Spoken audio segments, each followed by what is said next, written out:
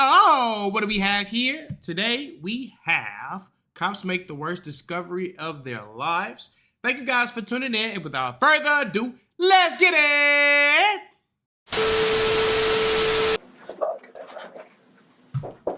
Hey, what? First it smelled like gas, and it smelled like feces, and then it smelled like death.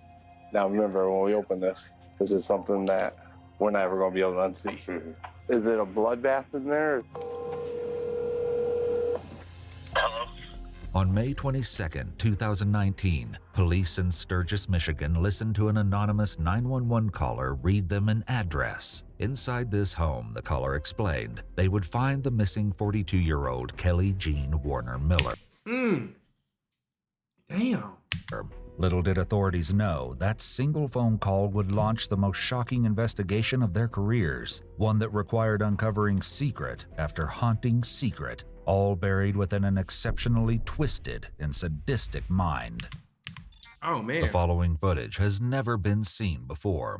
When Kelly Jean, known as KJ, went missing in April 2019, no red flags went up. There were no frantic phone calls to 911 and no weary search parties. But it wasn't because KJ wasn't loved. The trouble was that her lifestyle was transient. She was estranged from her family and had untreated mental health struggles. This meant that sometimes long periods of absence were the norm for KJ. So when police received a 911 call sending them to an address to look for her, and officers found themselves standing on the doorstep of an ordinary-looking apartment, it was hard to believe the call was even real. After all, this wasn't the kind of thing one saw in the small town of Sturgis, Michigan. But there was only one way to find out. She said inside on the left.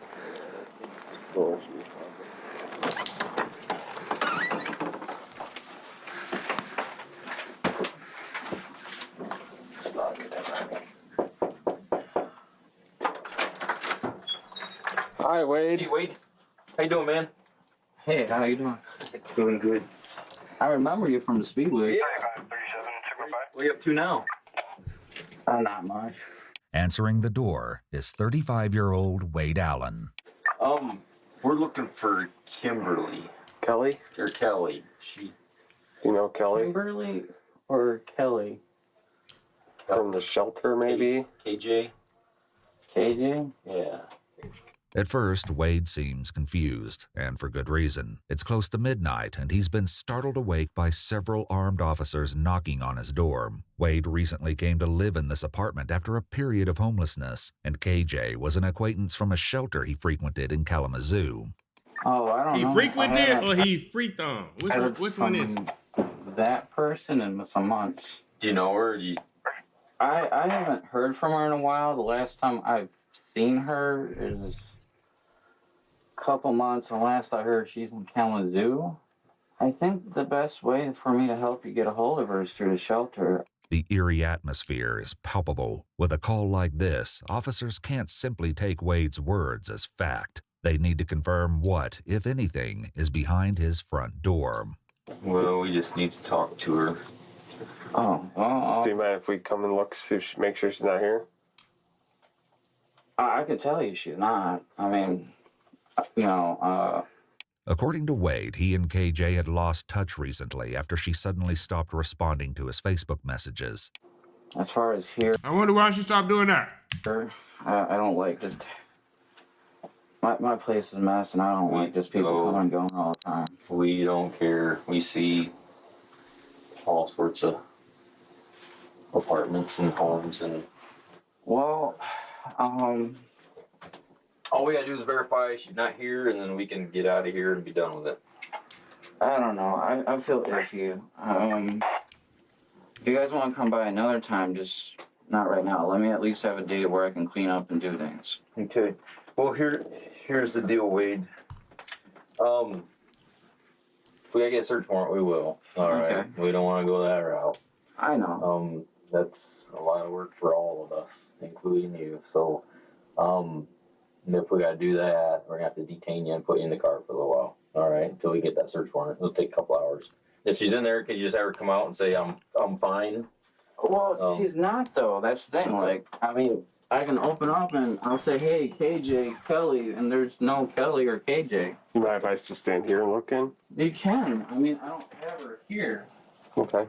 Eventually, Wade agrees to let one officer, one he's met in the past, search his apartment. Do you want if it's just one of you then? One of us is fine. Do you want to come in? I'll go in, Wade. Thank you. I know you know me enough. Like, Yeah, I just. it's not much, but I don't have. I mean, I got my friend's sunglasses here, but not much of anything. And then I got all this.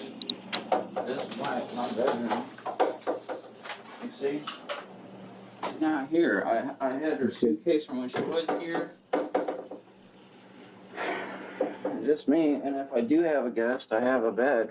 As Wade guides the officers through his home, nothing in particular is jumping out. But just as it seems the search is coming to a close, one thing catches the officer's eye. I don't have anyone here. Okay.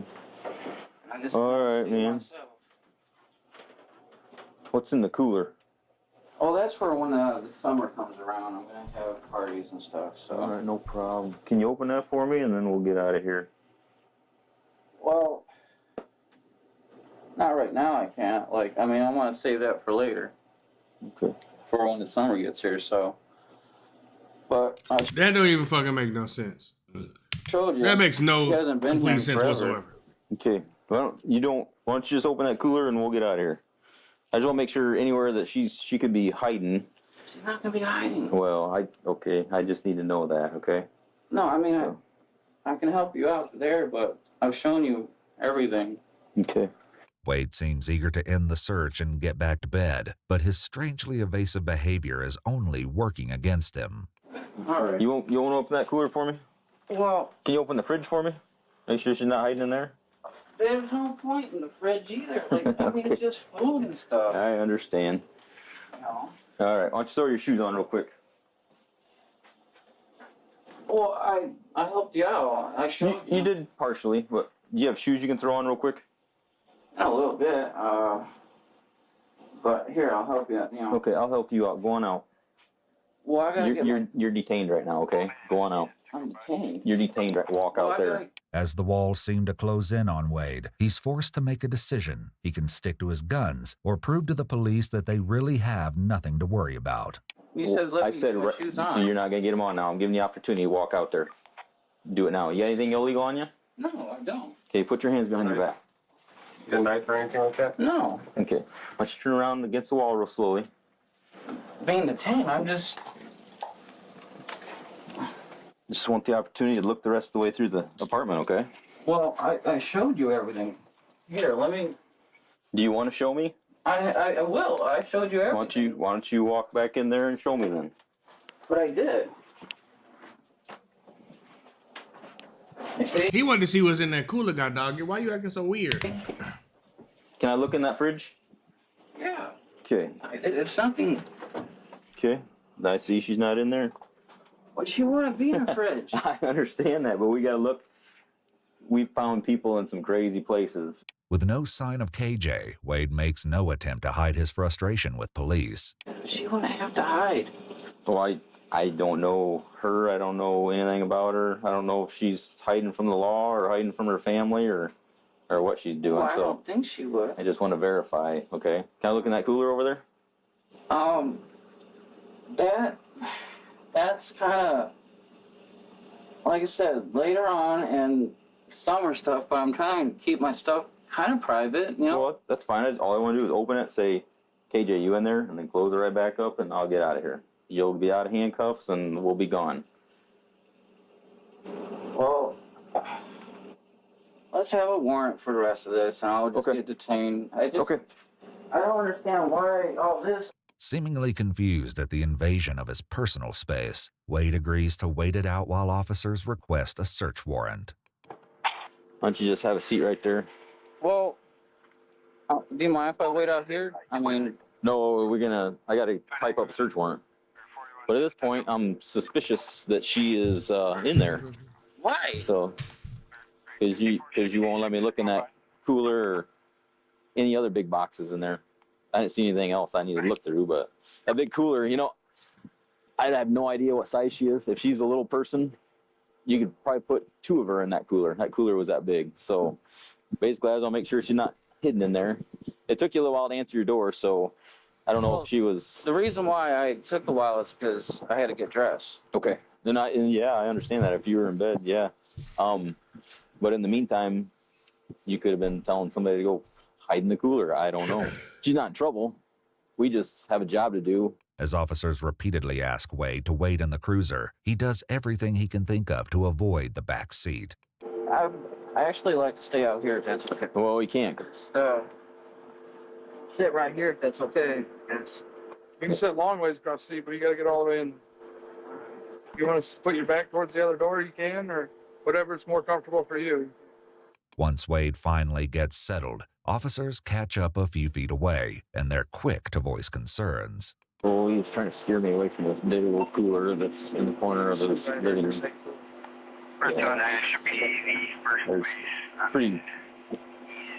It's a big, huge green cooler, and you've got boxes stacked on top of it. Meanwhile, a somewhat cooperative Wade is still squirming in the back of the squad car. I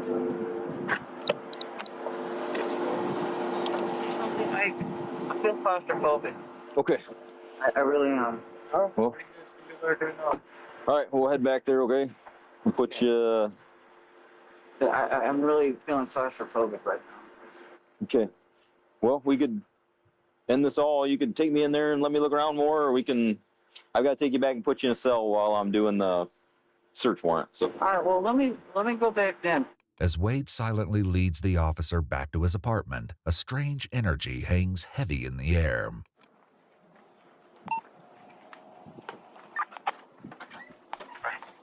I got an eerie feeling watching this All I'm shit. concerned about is any closets or any coolers. Like I said, just in here. Watch. Okay. Can I pop it open? Just take a peek? Well, yeah, if you want. Okay. Why don't you step back for a second? Okay. What's in there? Just stuff. Okay. All right, let's head out here. Head out here. Everything's good now. Yep, everything's good. I showed you everything. Yep. You're under arrest, okay? Under arrest? Yes, you are. All right. Gotta get the crime task force out here. Can I have a soda, please? Just keep walking. Once outside and back in the patrol car, Wade seems eager to fill the silence. This situation happened, and Yeah. Yep. this How can he stay fucking calm in a situation The like this, officers all- bro? It's no way. He just saw a glimpse of something, and he's like, "You're arrested." Like, what did you see, bro? Already seem to have an idea that something horrible happened in that apartment, but they couldn't yet know just how twisted things will get by the end of this disturbing case. I am currently sitting on a car with a guy up in the back seat who has done something bad.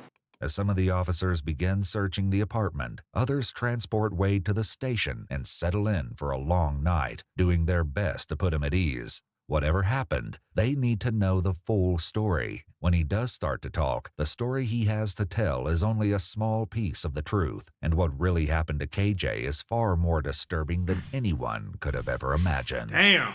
We got some homemade cookies in there that are really good. You want a couple cookies? I better pass on that. What if he said, "I don't want no damn cookies"? I would have laughed. You want a couple of them, or? Yeah, I'm a greedy guy. Okay. All right. We will get you hooked up. All right, man. Here's some cookies. I can get started on those. Soon, the detective arrives. While Wade insinuated earlier that KJ was merely a distant friend, it's not long before that story changes. They were And I lovers. think it goes back to like 2013 with her. Okay. And we started being friends, but we started probably dating sometime after that. I don't So would it be fair to say that you've known Kelly Jean since 2013 and recently? Oh, I've known her before that, but that was just when she added me on Facebook. Recently, according to Wade, he even lived with KJ in his current apartment. All right, Wade. So What I would like to know from you is, in your own words, what happened to Kelly Jean? I know she's been through a lot, and there was a lot. It might take a little bit to describe, but there's a lot. Please take your time. I have nowhere else to be.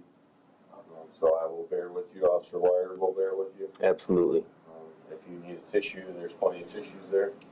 Pretty much, we got time today. Earlier, the search of Wade's apartment revealed some chilling discoveries. So there's a rope, there's a bungee cords. We got the trash bag. Damn. Some type of ribbon. Ribbon. Bungee. Looks like a female belt.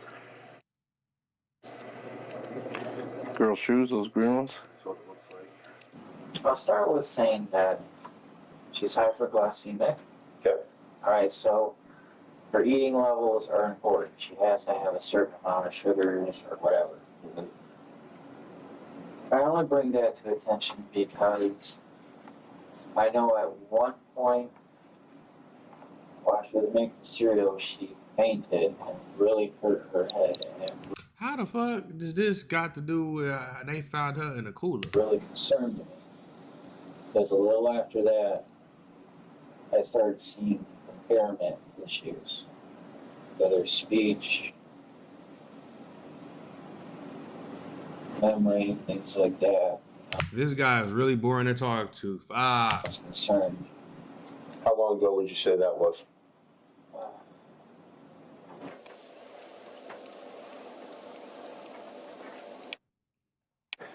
Yeah, that's good. I mean, right here. You seeing this? For her, that incident had to have happened in March. Okay, so it's been a little bit ago. I want to say March. When she fell, did she become unconscious? Did she knock herself out? Did she just kind of stun herself? Did she? She was unconscious for a little bit. Okay, about how long would you say a little bit would be? Well, I would say 5 to 10 minutes, and even though that might seem like a little bit to me, that's a long time for someone to be unconscious. And as Wade tells it, KJ's symptoms lingered in the days after her fall, and they weren't subtle. She had no memory of what happened, and she struggled to carry out daily functions that weren't a challenge for her before. Though KJ did suffer from these symptoms, what Wade is saying happened isn't the full story, and what really happened to her is far more disturbing than just a fall. And then I was trying to take care of her. Wade isn't the only person police spoke to. They also asked his neighbor Sherry, who lived right next door, to come to the station to answer some questions and hopefully shed some light on what really happened to KJ. According to Sherry, she and Wade had a cordial relationship, occasionally spending evenings watching TV together in her apartment. But Wade made a comment about KJ that left Sherry feeling concerned. Also, he told me that she had fallen in the bathroom and that he thought she might have a skull fracture. Mm-hmm. And I said, well, you need to take her to the emergency room. He goes, I'm taking care of her. This development immediately put officers on high alert. In the story he told officers, Wade explained KJ fell in the kitchen while making cereal. In this version, Wade said she fell in the bathroom. This is only the first of many red flags in this story. She wasn't able to feed herself. And that really concerned me. I did my best to try to help feed her. So one time I came in, I saw her sitting on the tub, and I tried to feed her this meal. I wanted these freezer bangers. I have a bunch of those. And it was chili. And she was just kind of like holding it like this. And then she just moving so slow. And there was just chili all over her. Wade explained that KJ even struggled to drink water at times, despite his attempts to help her. So why didn't you ever just call 911? Why did you think you could do this? Did you try to get some medical treatment for her? See what was going on? Anything like that? The first time somebody falls ill around me anywhere, baby, I am calling the hospital. I didn't take her, no. I didn't know if she could move or get around. I'm starting to get an eerie feeling the way he's talking. What I do don't you know think why, of that? but I'm like, I don't know about this guy.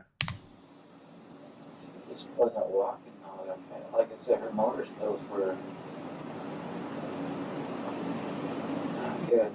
I did start talking to her caseworker about how she might need an adult foster care. What? Because before even that, They got that? there were issues of bladder control problems. Like on my bed, I got a big old yellow stain for where she'd be on that. She in the kitchen, like she had issues with bladder control. Sherry, Wade's neighbor, had more to share. Over time, she'd grown to feel extremely uneasy in his company. It wasn't long before an eerie and unprompted confession validated her strange feelings about Wade. From here, the story takes an even darker turn, suggesting that what police know about Wade so far barely scratches the surface. He told me that he hit women. He told you that he hit women. Yeah. And that he was working on it because I've been through domestic violence. And I told him, you can't do that, you know? I said, you can go to jail for that. He That's goes, right, Sherry. I know, I'm working on it. After Wade's comments, Sherry remained friendly, but guarded, and she decided to ease off of their visits. I thought, I don't want him in my house because he can do anything. Right. Within 2 weeks of KJ's supposed fall, Wade claims that something terrible happened. Keep in mind that he knows the officers are working their way through his apartment, and he knows what they're going to find. He's setting himself up with a story he thinks will explain away the stomach-churning evidence. I figured she'd be okay in a bathtub, just taking a bath. No. Not if she's not moving, stupid. So I started the water for her. I thought she'd be okay if she was laying down, not standing up. I wouldn't have to watch over her. She wouldn't fall. Yeah. Right. So when I see her in the morning, she wasn't breathing, and what really shocked me is when I saw her She wasn't breathing in the bathtub that you left her in all night? I'm lost. What? feet. And it means that she started with hot water, and I don't know, didn't have the strength to turn the knob, or I can't understand why she didn't turn it or adjust it, or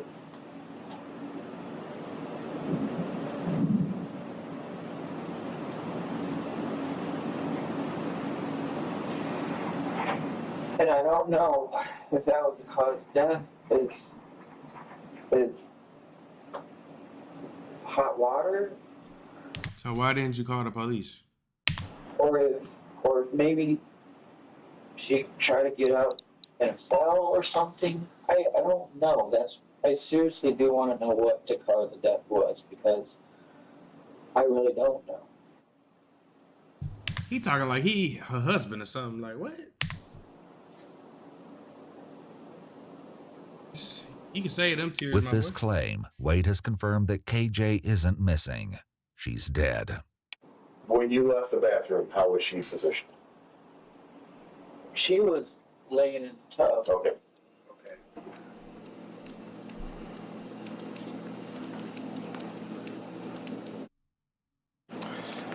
So this is where I don't see anything on the outside of the fridge.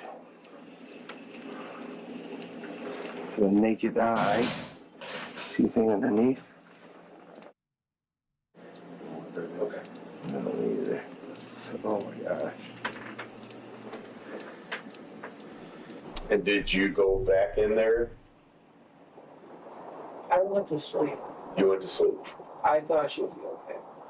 Authorities struggle to understand Wade's logic. In what world would someone leave a person who was incapable of eating, drinking, or moving around without help alone in a tub full of water? There's one very good reason for this. Wade isn't telling them the truth. While on a break in the back room, officers wrestle with ideas about what's really going on. This guy, like, not all there. He's not all there. We thought we'd Like, I figured that you could choke him up pretty easy, but he's either really good or he's just, I don't think he's all there.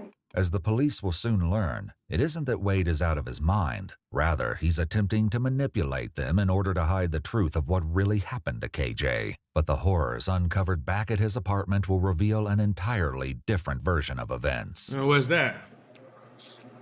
So your cast's off. Something's right there, because that's CS. It's over here. Watch this way down. See it on a... Yeah. It looks like it hit pretty level. It's almost like it's all the way across. When the officers interviewing Wade return to speak with him, they press him further, hoping to get a story that makes sense. What Wade soon tells them is chilling. And then when did you go back into the bathtub? Or the bathroom, I'm sorry. Not till morning when I woke up and realized she wasn't in bed with me. Was the water still running, or was the water off? Water was off, so she had to have turned it at some point. Had to have. Was her head above water or below the water? Below water. Okay. What happened at that point? Did you And you didn't help her, stupid? call 911? Did you call anybody at all? Hell nah. My parents. If KJ's death was truly an accident, it's hard to fathom why Wade wouldn't immediately call for help. Wade has also just lied to police, or at the very least, he's leaving something integral out of this story. Given the 911 call reporting KJ's death, Wade had to have told someone about KJ's death. He had her in the bathtub for a little while, and I don't think he's going to be very cooperative with you. Okay. Well, So, most people aren't. It turns out that Wade had no question in his mind about the identity of the mysterious caller who reported him to the authorities. I only have one friend which probably made the call, and I'm not going to be upset with him. He probably got to a point where his conscience got to him too. And Wade was right. The caller was his own best friend, Stephen Ryan Russ. Wade explained that after everything had happened, his only way to cope with KJ's death was to tell someone. So he confided in Stephen. But what he told him was so disturbing that Stephen couldn't keep it to himself. When police bring Stephen in for questioning, it's clear from the start he has reservations about speaking up. Is this going to be in court? This could possibly be used in court, yeah. So Wade's going to know about this? He already does. Yeah. All right. So the whole case came to light when Central Dispatch got a Don't be scared now, man. Keep telling. call regarding Wade and KJ. Do you know about that call? Yes, I do. Did you place that call to Central Dispatch? Yes, I did. And what was that call in reference to? My family, it was getting very scared of him, and it was to the point that they couldn't even sleep, so I had to do something. Stephen continues, explaining the series of Facebook messages that turned his world upside down. He said that he did something and that he can't talk to anyone about it. And I was like, well, I'm your brother. You can talk to me. According to Stephen, Wade then explained that KJ had passed away unexpectedly, and he didn't report her death to the police. He wanted us to help him move the body with the car, and we both told him no, that we can't do that. And I was like, you're one of my closest friends, and I'll keep your secret for you, but obviously I couldn't. In interrogation, Wade tries to explain his choice to hide KJ's death, hoping to ease detective suspicions. It's hard to feel like I can be honest if I feel like I go through scenarios all the time where I'm accused, and Well, I can tell you, we're not here making any accusation. We're just here to it's hard to try. figure out what happened. I didn't do the right action. I probably should have reported. I should have done some things right, and You could have started by when she could barely move or do anything. 911, that would have helped out for sure. I just felt like whatever I would have said would have just been taken the wrong way or said the wrong way, and By now, Wade knew he was in trouble. KJ's body was still in his apartment, and he needed it gone. Stephen eventually paid him a visit, and things only got worse. he's asked me if I wanted to see the body, and I told him no. I really didn't want anything to do with it. I didn't even want to be in there because it felt like there was an elephant sitting on my chest. When asked why Wade would keep KJ's body in the apartment, Stephen gave an answer that only hinted at the truth. My guess is because he didn't have the means of getting rid of it. I treated it like I was guilty of the situation. I felt like no matter what I say or do, I was just going to be guilty. But I figured no matter what, that's how I'll do is I wanted to give her a proper burial somewhere. Wade's desire to give KJ a proper burial is chilling, and his next comments stir up the eerie feeling that Wade desires some sort of control, a theme that will surface again soon. As disturbing as this story is, it's only the beginning of the sickening revelations because Wade still isn't telling the full story. At least wherever I'll put her, I would visit her. I wouldn't want her to have, like, nobody visit her, you know? Mm-hmm. I mean, I don't know what you guys would do with her now, but if I could know where she was buried, I would like to go. The cooler was brand new. Yeah.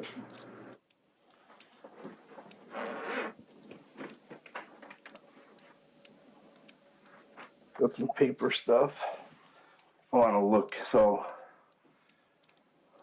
The police then question Wade about what happened after he claims he found KJ dead, and he launches into a truly sickening timeline. But no matter how shocking his revelations seem, they pale in comparison to what's to come when the truth is revealed. I wonder if it's something in that vent. Y'all think it's something in that vent right there? Oh, that would be crazy, right? So let's get back to our sequence of how things kind of played out and what happened. So wake up in the morning, she's in the bathtub, she's not breathing. What transpired from there? Well, it's not pretty, I'll tell you that. Seeing things that I can't unsee, but... Okay, so... This guy definitely knows how to put you to sleep. Shit, I just got 12 hours of sleep, bro. Got me yawning. Wow. It took me a while to get some coolers. In the process of that, I would run cold water on her until I got some coolers. Because I was like... I mean, you have a lot of detective shows, right? Sure. So they're good. Tell you if you keep the body cold or something, maybe it'll preserve it. I don't know. Maybe I'm ignorant in what I'm thinking, but that's TV, right? What the fuck, bro? Something's not right. Mm-hmm. I've seen the whole decompensation process, and because I would come in and check on her, and I know she's passed, so I still talk to her. Okay. Which probably makes you crazy. I definitely don't think that it's something that makes you crazy. I mean, it's no different than someone who goes to a gravesite and talks to one of their loved ones who's passed. First couple days, she's movable, right? Right. Then after that, you see, like, the blood kind of settle where she was laying at. Mm-hmm. And a little after that, that's when I start seeing, like, black around her fingertips and her groin and waistline. And by then, she was pretty stiff for a good while. Because when she was laying in the tub, she kind of laid, like, against the wall, I think, or something. But even after a while, the stiffness faded away, and she just kind of, laid on her shoulder. Now, Wade was in a pickle. With a decomposing body in his bathtub and with Stephen's refusal to help him move it, it was only a matter of time until someone caught on. So he hatched a plan. On April 12th, around 6 days after KJ's death, Wade saved up the money to buy a large cooler, air freshener, and 30-gallon trash bags. So what happened at that point? You said that you bought one and then realized you needed a second. What do you mean by that? Well, I wanted to put her all in one, so she could be whole. But I couldn't really move her in any kind of way to keep her whole. Nothing I could do to keep her remain whole. Huh? That's where it really got gross. So, is it a bloodbath in there? Or...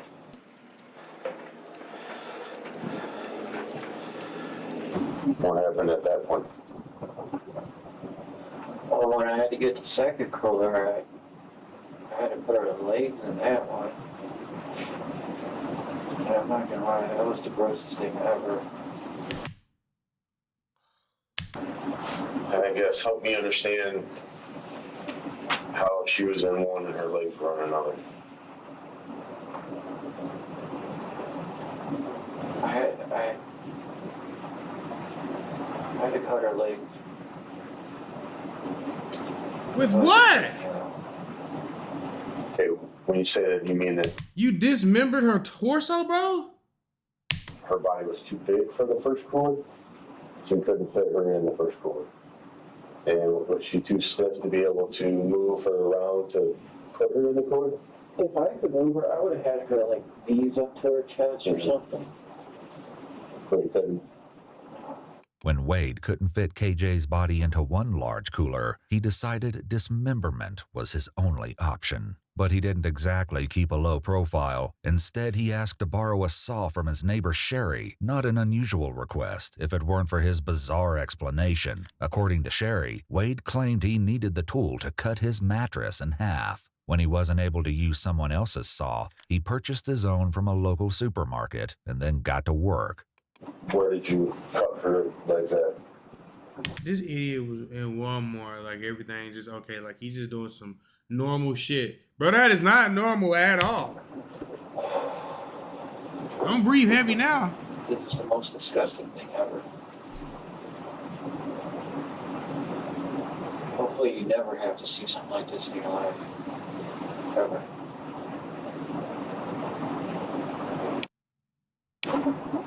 Alright, so here and then here. I started here, but then I realized her knees were still over to the edge. So I had to go here too. What I would have wanted to do, except she was too heavy for me, is take her under the shower, get her, wash her off, because after she passed on, she cracked herself. I was like, man, I didn't even know that until I got her into the cooler. The police working their way through Wade's apartment eventually confronted the sickening discovery hidden in his cooler. Fuck.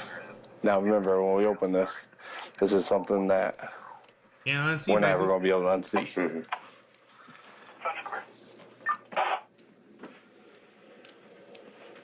Oh, yeah.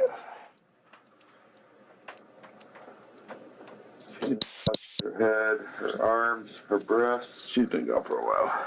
Yep. See, her legs are detached and above the knee. Yep. Bugs have made their way in. Yep. There's a large amount of food there. Definitely female. Appears to be Caucasian. Naked, no clothes. Okay. Oh, yeah.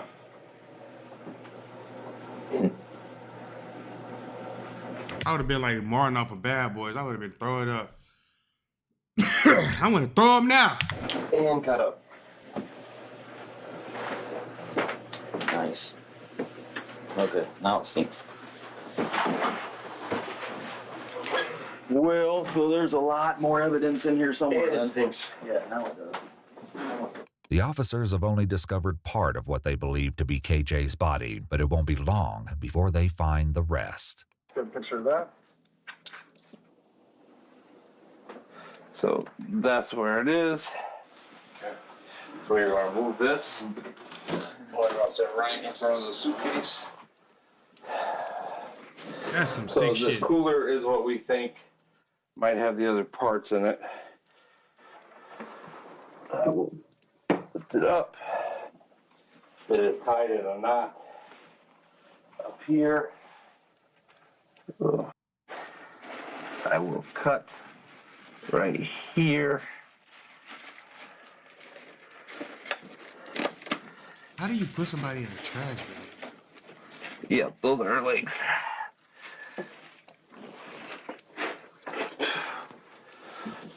I saw some toes and an ankle. Were you able to open that up? Yeah, there's 2 of them in there. Okay, it's probably not the best place to puke. From his apartment, authorities also collected clear safety goggles, rubber gloves, and several small items, including bungee cords, a black belt, and a white ribbon. This white ribbon, a seemingly innocuous discovery compared to the horrors already uncovered, would turn out to be a clue to the stomach-churning truth of what really happened to KJ. Was her head attached? Yeah. She's In just, the cooler, she's yeah. Lewis has basically been down like that. That's all I seen was her arm and part of her chest, and I just shut it about right here. through the femur.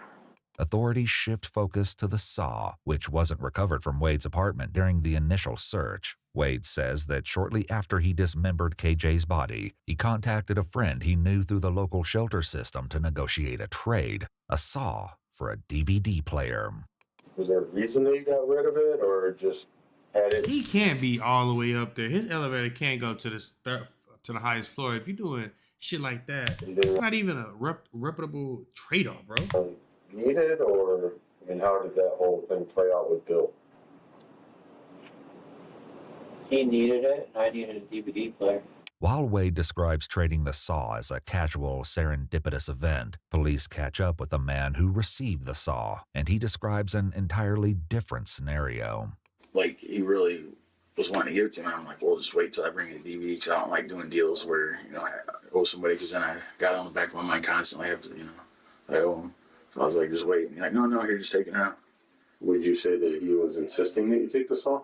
Pretty much, yes, he was insisting. Because I even said, no, not right now. Did you notice anything about the saw that was weird, different? Looking at you can see, like, in the serration, it looked like a chunk of something in there. DNA testing of the saw blade did reveal the possibility of blood present, although further details could not be confirmed. I mean, I'm not proud of anything at all. Sure, but stuff happens, and we're just trying to get Not how this should be. Like, I kept saying this word, like, this is not how you should have went. This.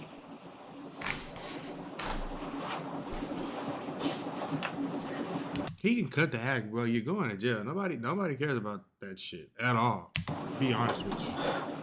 Upon reflection, Bill explained this wasn't the only thing that seemed off when he was around Wade.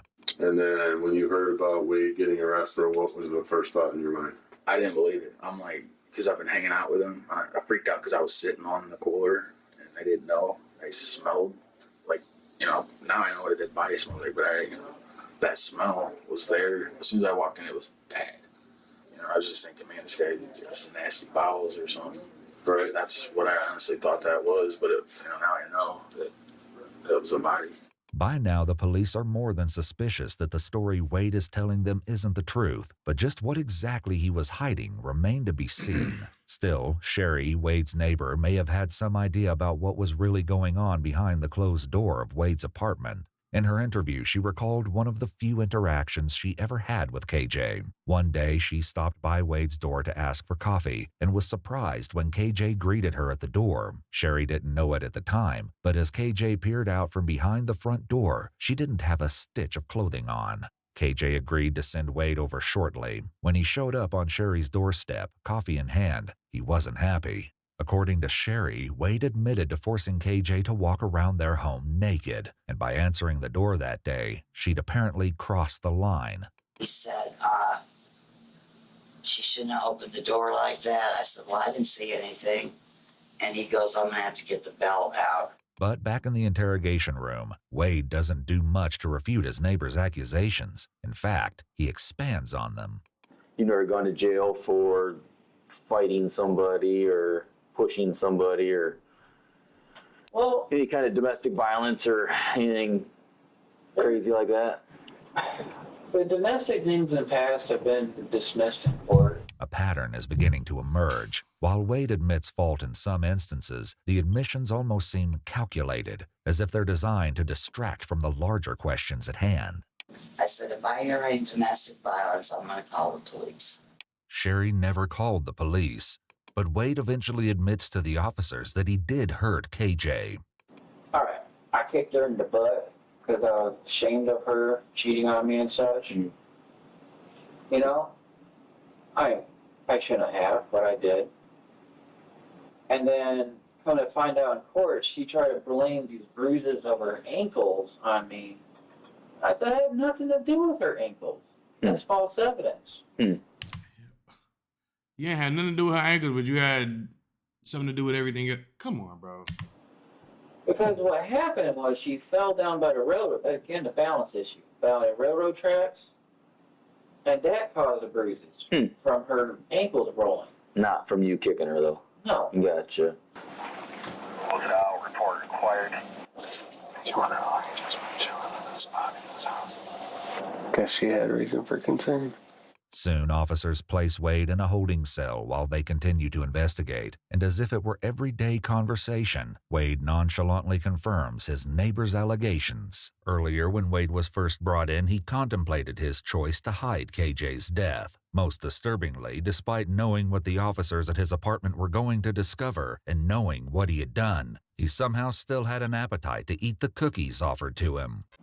All right, Wade, so what I would like to know from you is, in your own words, what happened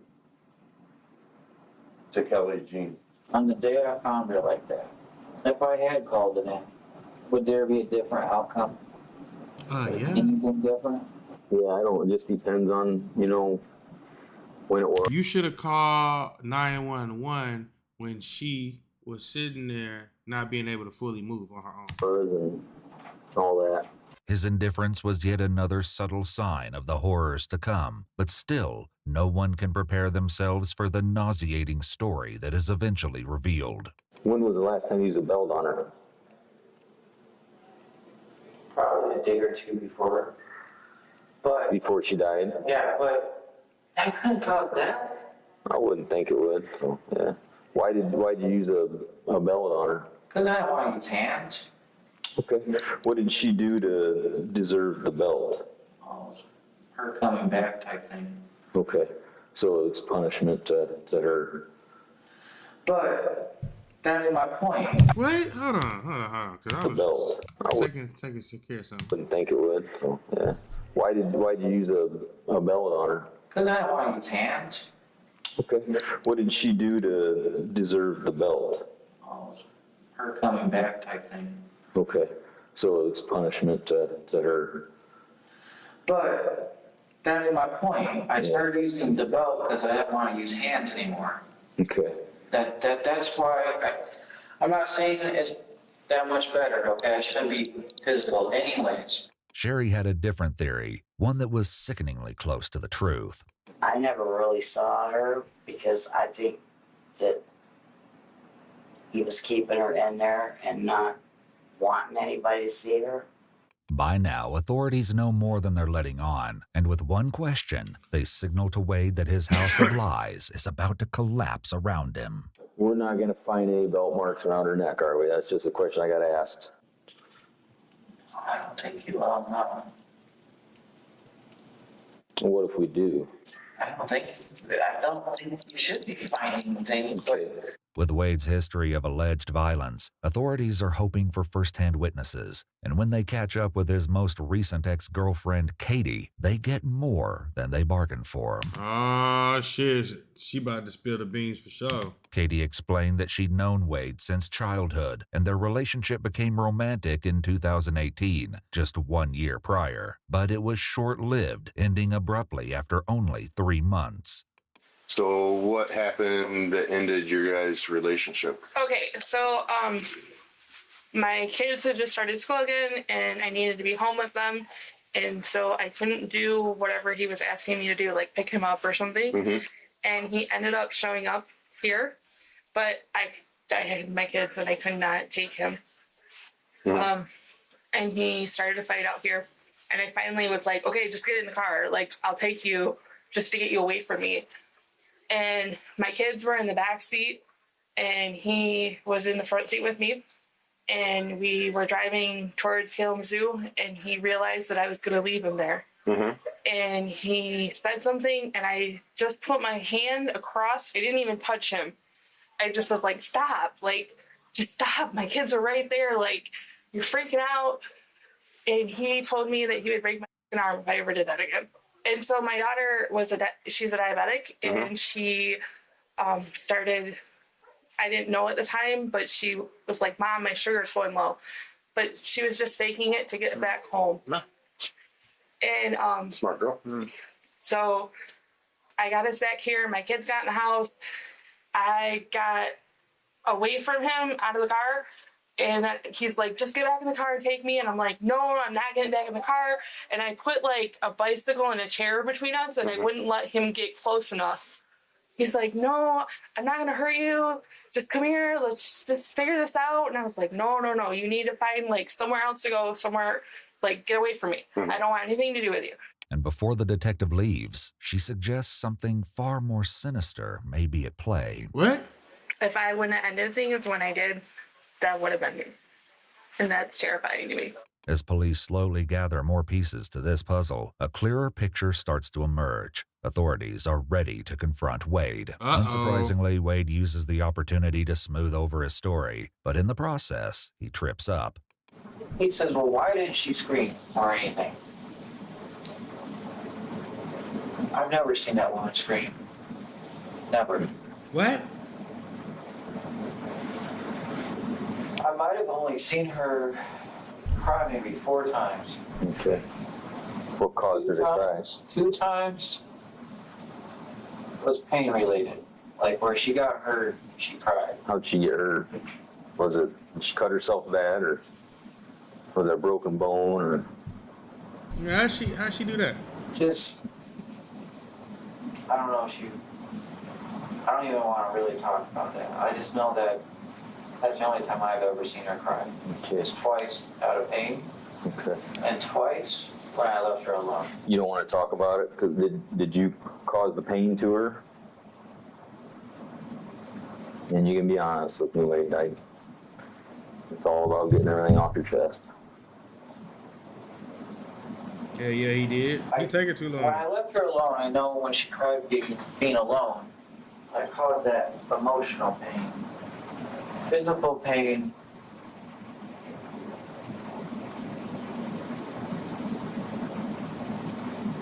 At some point, is this guy gonna ever tell the truth? Like, just like, come on, bro.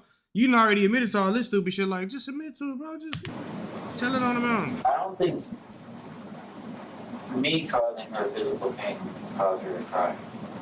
I think, well, maybe. Maybe it was a little physical pain from you.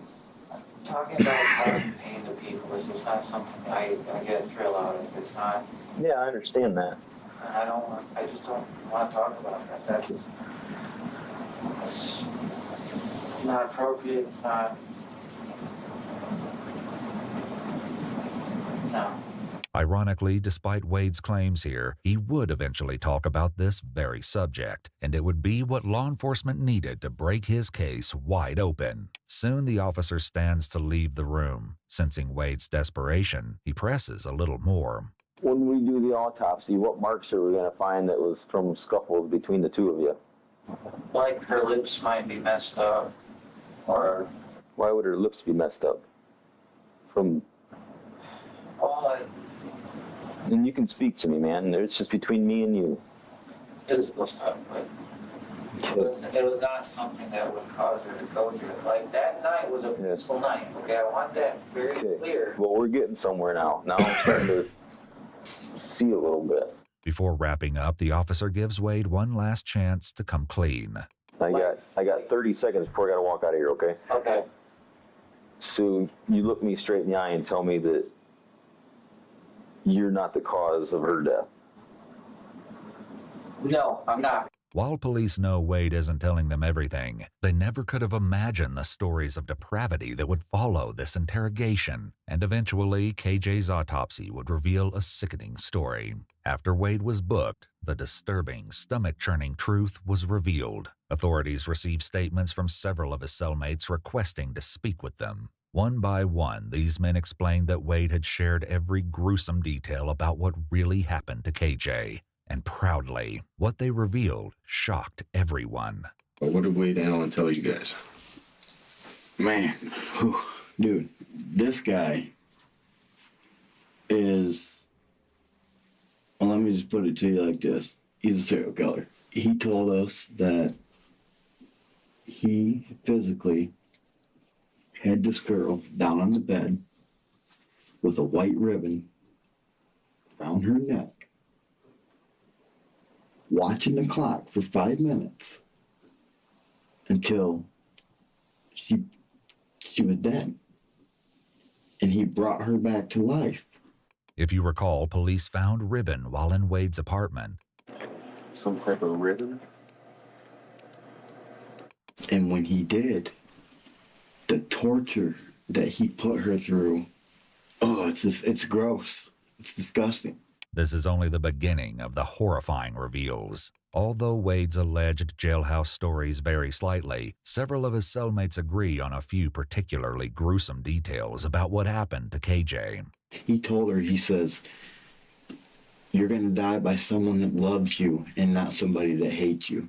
Curiously, investigators discovered that KJ's very last Facebook message was to Wade on March 18th, the same day she suddenly dropped all activity. The message read, "I love you, you are mine, and I am yours forevermore. I know that you can't reply, but I wanted to tell you this every day." This ominous message was just the beginning. That was his ass saying that shit, not her. And you said he brought her back? What do you mean by that? What did He gave her CPR. That dude needs to be put away for a long time, man. As police interview cellmate after cellmate, they each build on the same story. And as they continue, what was already a tragic story evolves into one of pure, unbridled evil. According to the men housed with Wade, his sick actions may have started long before KJ's death. They claim Wade had a jealous and controlling streak, and as one cellmate tells it, KJ's life changed drastically after she confided in a mutual friend about her relationship troubles. His friend had a conversation with him and said that Kelly had told his girlfriend that Wade was being too rough with her as far as sexuality went. Mm-hmm. Wade said that from that point on, he was furious because his matters weren't to be discussed with his friends. They were personal. So he said he never let her go to whoever's house that was again. That from that day on, when he went to work, he started tying her up and placing her in the closet. And if binding KJ alone in a dark closet for hours on end wasn't sickening enough, another inmate describes an unthinkably heinous act. He gagged her with a screwdriver and a wash rag, and he would put a wash rag around into the screwdriver and made it like a horse bit. That's why he wouldn't have to take the bit out of her mouth, because he could wet the wash rag and give her water, so he'd keep her tied up longer without having to untie her. And what was the purpose of that? Hold on. What I miss? Like a horse bit. He gagged her with a screwdriver and a wash rag, and he would put a wash rag around into the screwdriver and made it like a horse bit. That's why he wouldn't have to take the bit out of her mouth, because he could wet the wash rag and give her water, so he'd keep her tied up longer without having to untie her. And what was the purpose of that?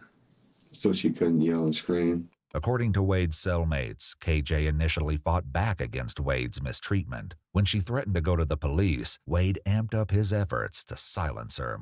Wade started tying her up and keeping her to where she couldn't go anywhere. Like, she didn't go outside, she didn't go nowhere. Mm-hmm. It seems that Sherry had been right all along. I think that he was keeping her in there and not wanting anybody to see her. According to his cellmates, the truth behind KJ's death was so twisted, so unimaginably brutal that it kept them up at night. In fact, after they heard Wade's latest retelling of events, the men took shifts sleeping, making sure there was always someone keeping an eye on him. His cellmate said that after Wade choked KJ to the brink of death, she lost her motor function, the ability to speak, and the ability to control her bowels and bladder. Then, she remained alive in this helpless state for around 2 weeks before her death. Damn. Said he didn't know if it killed her, but he had to smack her to get her to come back. And I guess she never actually came back. She came back, but she wasn't there. So, and that's, you know. What do you mean by that? She wasn't coherent. You know, she never talked again to him, but she, you know, he got her to breathe again. And in the meantime, according to another cellmate, she suffered unspeakably. He said a couple times he went in there and just put his hand over her face and nose to see if he could. He said, but she wouldn't die, like she didn't want to die. According to another man housed with Wade, he even seemed to regard her suffering as an inconvenience for him. And he said that she wouldn't eat is why he was hitting her with the belt stuff, trying to wake her up, but she wouldn't wake up. Bit by bit, police are beginning to piece together the gut-wrenching reality of KJ's last days. While Wade claimed to have been attempting to feed her and care for her in her state of helplessness, this was a complete lie, and in fact, he was torturing her. They got to the point where he was laying in bed one day, and he felt the need to take a torch that he had, and he said he burned her tongue, her clothes, and her nipples, so that she would never feel arousal from another male again. He said he even put her in a bathtub and dumped scalding hot water on her feet to see if she had any movement, and she wouldn't move, scream, or nothing. He said it was so hot that he boiled the water and dumped it on. He said it burnt his skin and everything right off of it. Since she was not bothered by it no more, he had to take it a step further to show her that when she was in the wrong, she was in the wrong. The informants say that this is precisely when Wade injured KJ to the point of her incapacitation and eventual death. Well, he said no matter what he did to her, that she had no movement, and eventually she just passed on her own. Somehow, even after KJ's death, the hellish scene in Wade's apartment wasn't over. In fact, according to his cellmate, he wasn't even close to finished with KJ. It was then that Wade sunk to a low so unbelievable that his cellmate struggled to find the words. He'd warm the body up and have sexual relations with it, or whatever you want to call it. Oh, yeah. Definitely. Yeah. You know, that's just, I was like, geez, you know, I wasn't trying to hear any of that, but. That just sent shivers down my spine. What in the actual fucking fucks? Can we back up to that part?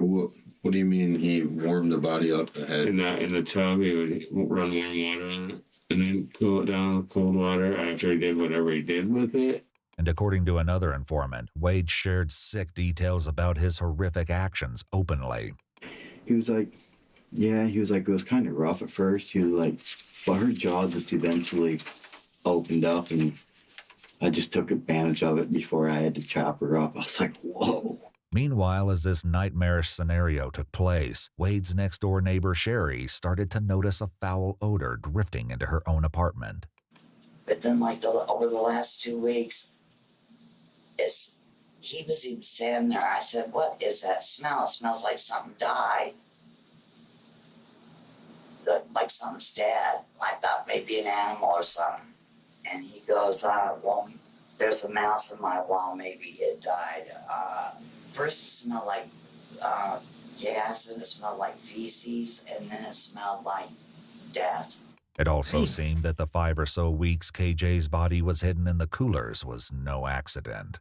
He was hoping that sitting in the totes for however long he kept her in there, that she would decompose enough that it wouldn't show the signs of the welts on her back and the bruising from him hitting her. Wade told you that? Yeah.